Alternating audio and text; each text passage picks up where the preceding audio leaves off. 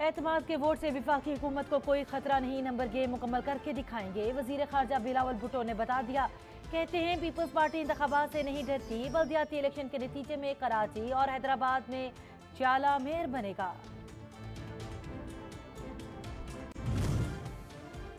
Election commission के हुक्मनामे के बाद MQM की राब्ता कमेटी का हंगामी इजलास, हल्का बंदियों से मुतालिक मौक़िफ़ बरकरार रखने पर इत्तेफाक।